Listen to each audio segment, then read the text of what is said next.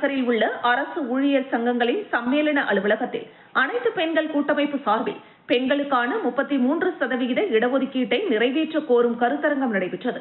இந்த கருத்தரங்கில் புதுச்சேரியில் பெண்களுக்கு அதிகாரம் அளிக்கும் உள்ளாட்சி தேர்தலை உடனடியாக நடத்த வேண்டும், மாநில அந்தஸ்தை வழங்க வேண்டும், சட்டத்தை செயல்படுத்துவதற்கான வெளிப்படையான செயல் திட்டத்தை கொண்டு வர வேண்டும், 33% பெண்கள் இடஒதுக்கீட்டில் புதுச்சேரியை இணைக்க வேண்டும் உள்ளிட்ட தீர்மானங்கள் நிறைவேற்றப்பட்டன. இந்த கருத்தரங்கிற்கு முனியம்மாள், தசரத, அற்புதமேரி, லட்சுமி, அருள் செல்வி, குணபூஷணம் ஆகியோர் தலைமை தாங்கினர். துணை செயலாளர் உமா விநாயகம் வரவேற்புரை ஆற்ற அகில இந்திய துணைத் தலைவர் சுதா சுந்தரராமன் துவக்க உரையாற்றினார். தொடர்ந்து வாலண்டினா, ஆசை தம்பி, ரேவதி ஆகியோர் சிறப்புரையாற்றினர். மேலும் கருத்தாளர்கள் இளவரசி, ஹேமலதா, விஜயா, பாக்கியலட்சுமி, செல்வராணி, காயத்ரி, நிஷா ஆகியோர் கலந்து கொண்டு கருத்துக்களை தெரிவித்தனர். சத்யா தீர்மானத்தை முன்மொழிய பொருளாளர் மாரிமுத்து நன்றி உரையாற்றினார்.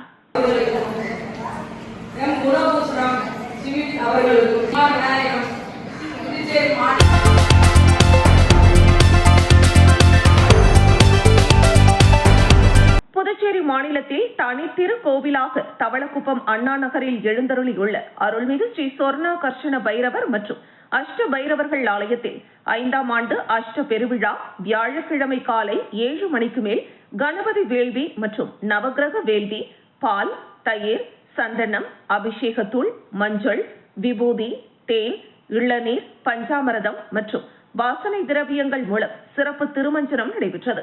தொடர்ந்து காலை 9 மணிக்குள் சன்னதி எதிரில் திருக்கொடியேற்றத்துடன் காப்பு கட்டுதல் மற்றும் மூலவர் மற்றும் உற்சவ மூர்த்திகளுக்கு மலர்களால் அலங்கரிக்கப்பட்டு மகா தீபாராதனை நடைபெற்றது. தொடர்ந்து மாலை 6 மணிக்கு ஊரணி பொங்கல் வைத்து பைரவருக்கு படையல் இட்டனர். இந்த நிகழ்ச்சிக்கான ஏற்பாட்டினை விழாக்குழு, அண்ணா நகர், தேவநாத சுவாமி பெருமாள் நகர் மற்றும் தவளக்குப்பம் கிராமவாசிகள், ஊர் பெரியோர்கள், பொதுமக்கள், மேலும் ராயல் வெங்கடேசன், சிவஞானம் ஆகியோர் செய்திருந்தனர்.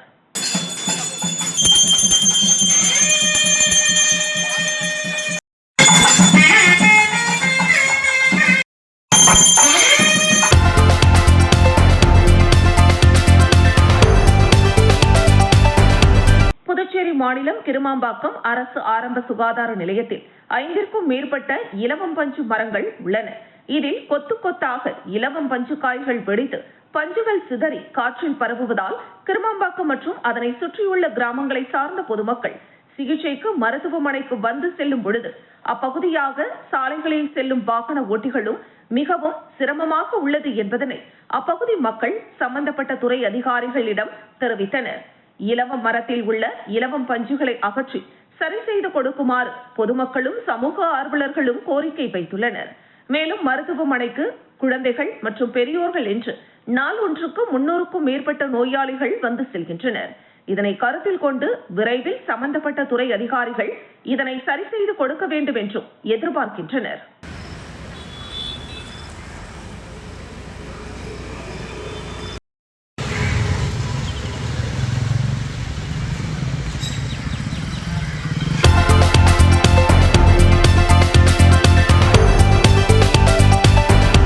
புதுச்சேரியில் புதிய கல்விக் கொள்கையின் மூலம் ஹிந்தி மற்றும் சமஸ்கிருத மொழிகளை கட்டாயமாக திணிக்க முயற்சிப்பதாக குற்றம் சாட்டி ஒன்றிய பாஜக அரசை கண்டித்து தமிழ் உரிமை இயக்கம் சார்பில் ரயில் மறியல் போராட்டம் நடைபெற்றது.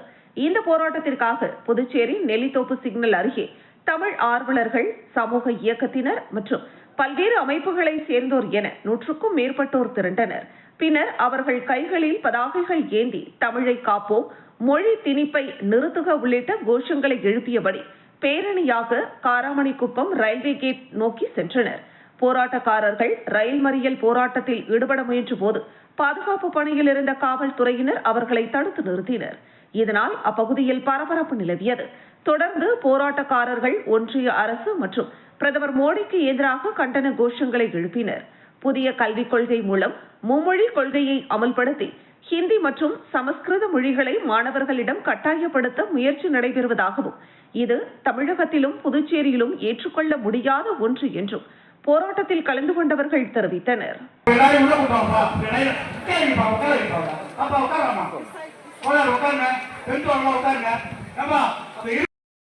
ஐயப்பன்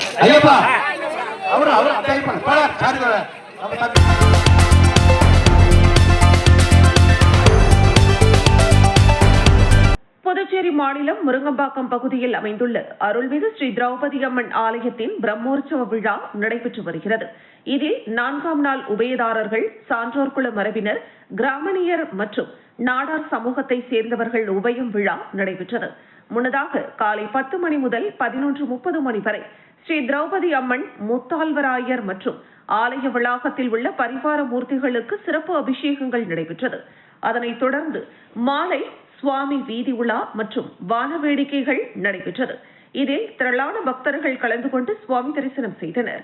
மேலும் நிகழ்ச்சியின் சிறப்பு பூஜையில் சிறப்பு அழைப்பாளராக அரியாங்குப்பம் கொம்யூன் பஞ்சாயத்து முன்னாள் சேர்மன் ஆனந்தன் கலந்து கொண்டு சுவாமி தரிசனம் செய்தார்.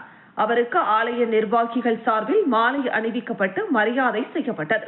இதனைத் தொடர்ந்து அர்ஜுனன் தபசு விழாவில் பங்கேற்ற பக்தர்களுக்கு அன்னதானம் வழங்கினார்.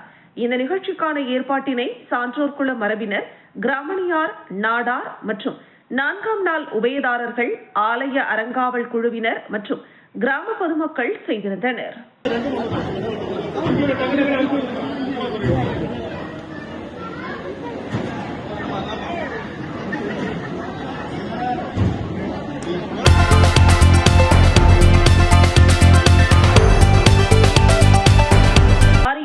சுப்ராயப்பிள்ளை வீதியில் எழுந்தருளி இருக்கும் அருள்மிகு ஸ்ரீ கங்கையம்மன் ஆலயத்தின் 20ஆம் ஆண்டு வசந்த உற்சவ விழா நடைபெற்றது.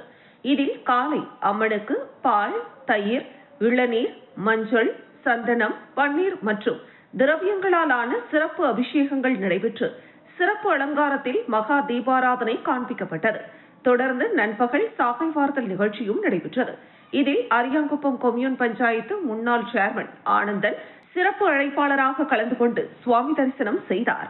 அவருக்கு ஆலய நிர்வாகிகள் சார்பில் மாலை அணிவிக்கப்பட்டு மரியாதை செய்யப்பட்டது.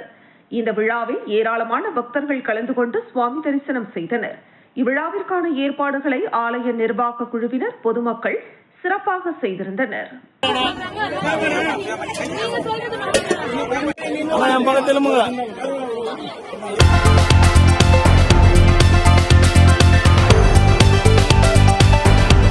விழுப்புரம் மாவட்டம் விக்கிரவாண்டி வட்டம் பக்ரிபாளையம் கிராமத்தில் எழுந்தருளியுள்ள ஸ்ரீ கிருஷ்ணா பாண்டவர் சமேத அருள்மிகு ஸ்ரீ திரௌபதி அம்மன் மற்றும் ஸ்ரீ சித்தி விநாயகர், ஸ்ரீ பெரிய மாரியம்மன், ஸ்ரீ தண்டு மாரியம்மன், ஸ்ரீ செல்வ விநாயகர், ஸ்ரீ சக்திவேல் முருகர் ஆலயங்கள் அஷ்டபந்தன மகா சம்ரோக்ஷண மகா கும்பாபிஷேக பெருவிழா நடைபெற்றது.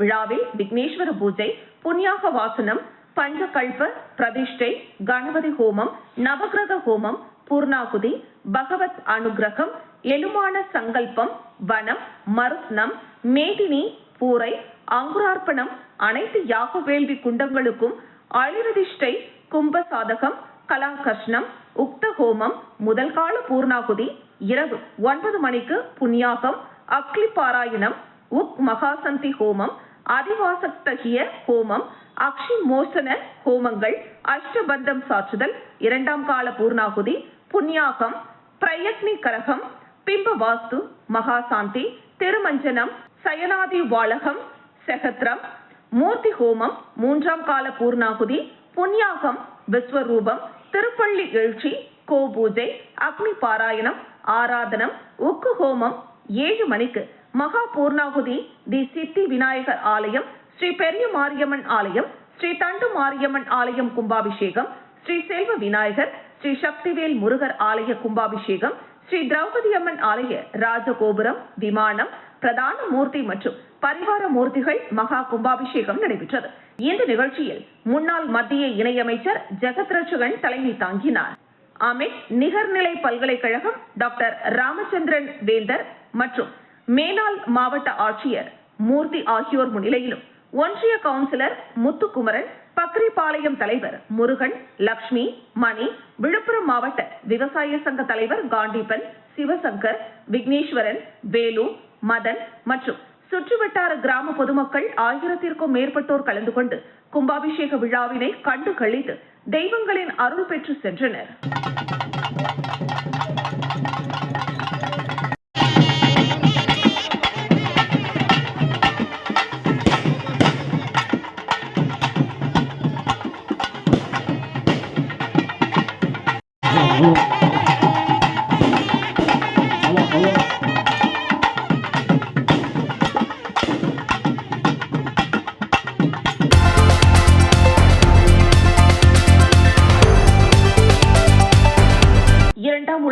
நிறைவு பெற்றதன் 81ஆம் ஆண்டு நினைவு நாள் புதுச்சேரியில் அனுசரிக்கப்பட்டது.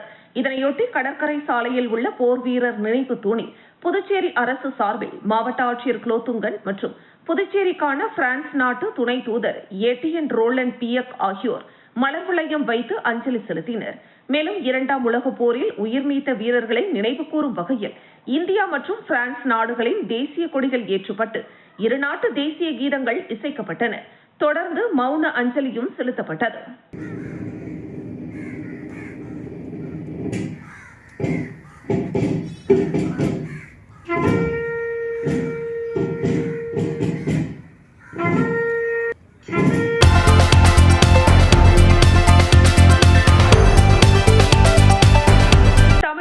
நடந்து முடிந்த சட்டமன்ற தேர்தலில் தமிழக வெற்றிக் கழகம் கட்சி 108 இடங்களில் அமோக வெற்றி பெற்று ஆட்சி அமைக்கும் தருவாயில் உள்ளது. தேர்தல் முடிவுகள் வெளியாகி 4 நாட்கள் ஆகியும் தமிழக வெற்றிக் கழக தலைவர் விஜயை முதலமைச்சராக பொறுப்பேற்க கவர்னர் மற்றும் ஒரு அரசியல் கட்சிகள் சூழ்ச்சி செய்வதாக கூறி விழுப்புரம் மாவட்டம் வானூர் சட்டமன்ற தொகுதி கோட்டக்குப்பம் நகராட்சி வாசலில் மாவட்ட செயற்குழு உறுப்பினர் கபாலி தலைமையில் தாவேகாவினர் சாகும் வரை பட்டினி போராட்டத்தில் ஈடுபட்டு வருகின்றனர். இந்த போராட்டத்தில் கோட்டக்குப்பம் நகராட்சிக்குட்பட்ட தாவேகாவினர் திரண்டு வந்து ஆதரவு தெரிவித்து வருவதால் அங்கு பதற்றம் ஏற்பட்டு வருகிறது. கோட்டக்குப்பம் காவல் நிலைய ஆய்வாளர் விஸ்வநாதன் உண்ணாவிரத போராட்டத்தில் ஈடுபட்டு வரும் கபாலியிடம் பேச்சுவார்த்தை நடத்தி வருகின்றனர். அப்போது அவர் கூறுகையில், நடந்து முடிந்த சட்டமன்ற தேர்தலில் தமிழக மக்களின் அமோக ஆதரவு பெற்று 108 இடங்களில் வெற்றி பெற்ற எங்கள் கட்சி தலைவர் விஜயை முதலமைச்சராக அமர வைக்க அனைவரும் சதுரங்க வேட்டை நடத்துகின்றனர். அவர் முதலமைச்சர் ஆகும் வரை உண்ணாவிரத போராட்டம் நடத்துவோம் என்று கண்ணீர் மல்க கூறினார். தமிழக வெற்றி கழக தலைவர் விஜய் அவர்களால் உருவானது. இன்னைக்கு தமிழ்நாட்டில் 108 இடத்துல மக்களுடைய பெரும் ஆதரவோட வெற்றி பெற்றுள்ளோம். வெற்றி பெற்ற நாங்கள் ஆளுநரை சந்தித்து எங்களுக்கு பதவி பிரமாணம் செய்து வைக்க கோரி 2 முறை எங்கள் தலைவர் அவர்கள் ஆளுநரை சந்தித்துள்ளார். இதுவரை 4 நாட்கள் ஆகியும்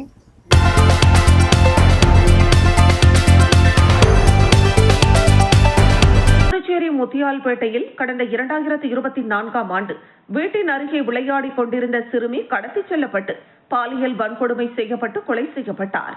புதுச்சேரியை உலுக்கிய இந்த வழக்கில் கருணாஸ் என்கிற இளைஞர் மற்றும் விவேகானந்தன் என்கிற முதியவர் என 2 பேர் கைது செய்யப்பட்டு காலாப்பட்டு மத்திய சிறையில் அடைக்கப்பட்டனர். இருவரும் சிறையில் இருந்த நிலையில் விவேகானந்தன் சிறையில் தூக்கிட்டு தற்கொலை செய்து கொண்டார். சிறையில் அடைக்கப்பட்ட கருணாஸ் உயிரோடு இருக்கும் நிலையில் இந்த வழக்கு புதுச்சேரி போக்சோ நீதிமன்றத்தில் நடைபெற்று வந்தது. சுமார் 2 ஆண்டுகள் நடைபெற்று வந்த இந்த வழக்கின் விசாரணைகள் முடிவடைந்த நிலையில் இந்த வழக்கின் தீர்ப்பு இன்று வெளியாகும் என்று அறிவிக்கப்பட்டிருந்தது. அதன்படி நீதிபதி சுமதி தீர்ப்பு வழங்க வந்த நிலையில் குற்றவாளியான கருணாஸிடம் இறுதி விசாரணை நடத்தினார். விசாரணை முடிவில் வழக்கில் குற்றம் சாட்டப்பட்ட கருணாஸ் குற்றவாளி என நீதிபதி சுமதி உறுதிப்படுத்தி குற்றவாளிக்கு தூக்கு தண்டனை விதித்து தீர்ப்பு வழங்கினார். மேலும் பாதிக்கப்பட்ட சிறுமியின் குடும்பத்திற்கு 10 லட்சம் ரூபாய் இழப்பீடு வழங்கவும் உத்தரவிட்டார். புதுச்சேரியை உலுக்கிய இந்த வழக்கில் குற்றவாளிக்கு ஆதரவாக புதுச்சேரியை சேர்ந்த வழக்கறிஞர்கள் யாரும் ஆஜராகாத நிலையில் விழுப்புரம் மாவட்டத்தை சேர்ந்த வழக்கறிஞர்கள் இந்த வழக்கில் ஆஜராகினர் என்பது குறிப்பிடத்தக்கது. குற்றவாளி காக்கா என்கின்ற கருணாசுக்கு கொலை குற்றத்திற்காகவும் போக்சோ 3 பிரிவுகளிலும் மரண தண்டனை என்று தீர்ப்பளிக்கப்பட்டுள்ளது. இந்த வழக்கில் ஏற்கனவே நான் சொன்னபடி